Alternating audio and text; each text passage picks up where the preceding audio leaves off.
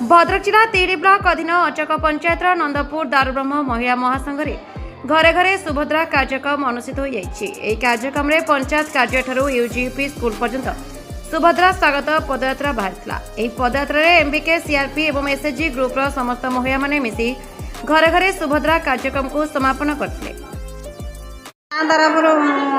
SHG group Pramila Maharana SHG group अच्छी आम सरकार मोहन माझी आमको सुभद्रा योजना दौरान आम वर्ष को 10,000 मास आम तादर बहुत खुशी अच्छु।